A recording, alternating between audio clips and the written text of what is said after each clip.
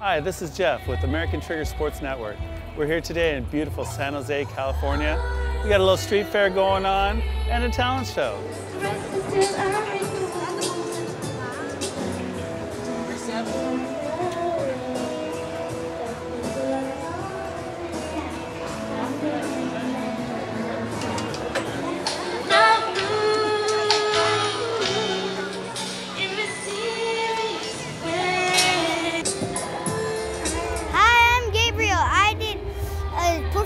On Greece here in Santana Row. Yeah, my name is Walter Stanley. I'm from Livermore, California. I open carry on a day-to-day basis, and occasionally I come out and participate in public demonstrations to help inform my neighbors in the community about open carry. I've been doing so for about 3 months now. I think it's one of the best things. It's somewhat of a hidden secret here in California. I've lived in the Bay Area my entire life, and I was actually looking to maybe move and relocate over to Arizona or Nevada or one of the more gun-friendly states out there. And once I found out about open carry, it made me feel better. I think that there's a reason to stay here in the state of California and fight for our Second Amendment rights, so that's what I'm doing out here. It is a little bit of a chore, you will deal with things, that come into play that you would have never even expected. Here we are in a family atmosphere today. We have a talent show going on.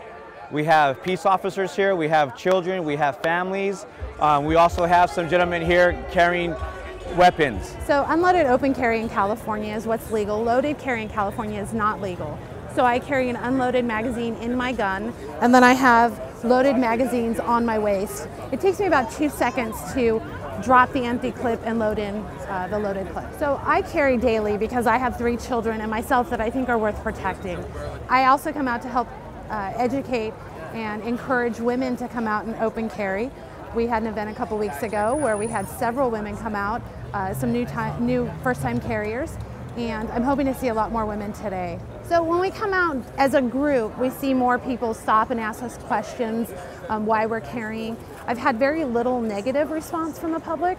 When I'm out with my children just shopping, people do notice. Sometimes people ask my children if my gun's real, ask me if I'm a police officer, and I inform them and educate them at that point. Nope, just a law-abiding citizen. It's our Second Amendment right. It's an opportunity to educate them. My name is Robert Enriquez. I am a single father of a 8-year-old son. I'm a Little League baseball coach and a Pop Warner football coach. First thing I'd like to ask is there's some people here today who are carrying firearms, and yes, I do have some questions. Why, how, and who? From the East Bay. I'm in Hayward, so yeah, a little closer to Berkeley. My name is William Shelbrick, and I am one of the members of a very loosely open group called opencarry.org or East Bay Open Carry. And we carry firearms openly on our sides and on our hips. We carry the firearms for protection, for self-defense, and also to keep the environment around us safe and secure.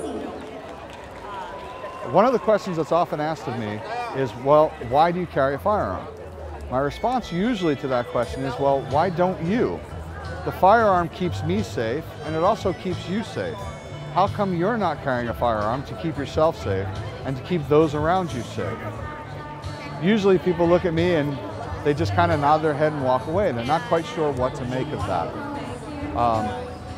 I personally believe that more people should carry weapons. They should carry firearms.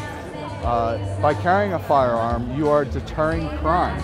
You are deterring criminals from proceeding on some kind of a path that if they didn't see the gun, they would otherwise take. Because you never know what dangers lurk behind every door and every tree.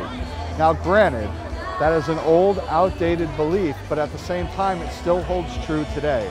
When you walk into a grocery store or into your corner market, you don't know what awaits on the other side of that door. You don't know who is in there. 11 o'clock at night, you're driving home, you've had a long day of work, you stop in the 7-Eleven, you walk in the door, what's standing behind the counter?